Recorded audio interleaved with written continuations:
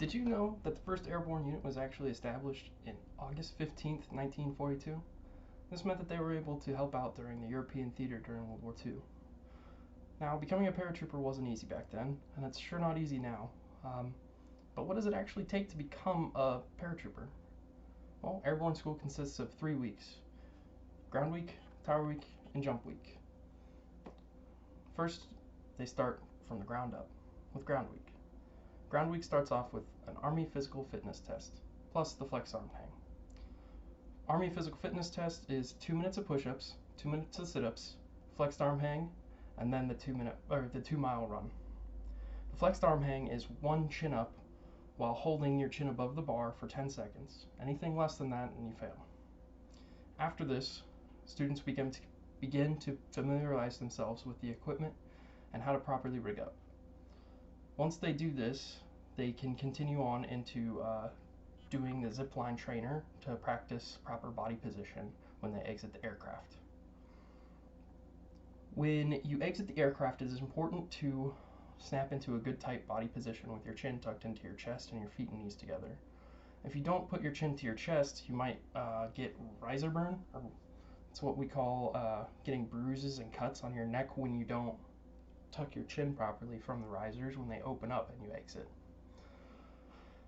Next, moving to tower week. In tower week, mostly practice on getting the falling right, how to fall properly when you hit the ground.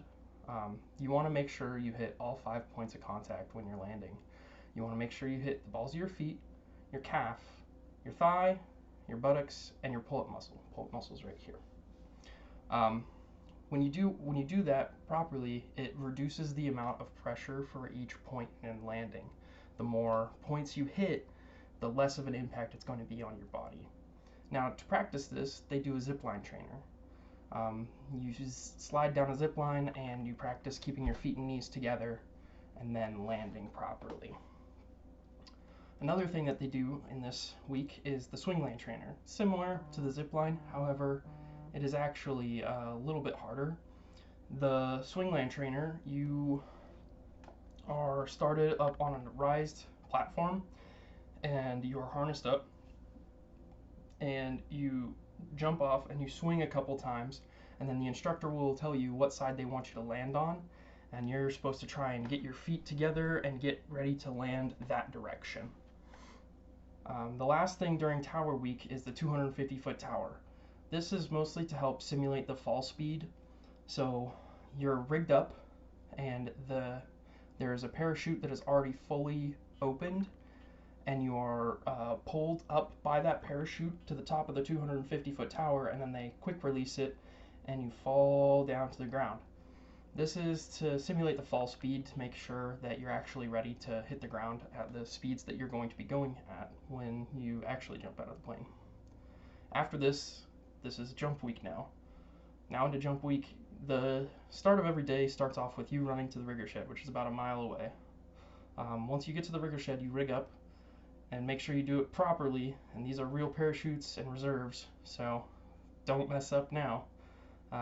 Once you are fully equipped and ready to go, you get JMPI'd. JMPI'd means Jump Master Pre-Inspection. Once you are pre-inspected by Jump Master, there's a piece of tape that is on your helmet that they initial. This means that you've been checked and you are ready to jump. Once you've been inspected, you can't touch any of your equipment. They don't even want you to scratch your nose. So you just sit there and wait until it's your turn to go. There's another thing that could prevent you from jumping, which is the weather. The weather can really determine whether or not you actually even get to jump that day or not. Cloud cover, if the clouds are too low, if it's foggy, or if it's raining, can prevent you from jumping. But once you actually do get to jump and you complete jumps 1 through 5, you're considered an airborne paratrooper. Becoming a paratrooper was one of the hardest things I've ever had to do in my life, but I'm really proud that I actually finished it and didn't break any limbs doing so. The first airborne paratroopers had a real rough go at it because their equipment was not as good as it is today. So I'm really thankful that I completed it and I didn't break any bones, but it was pretty hard. So thank you for your time.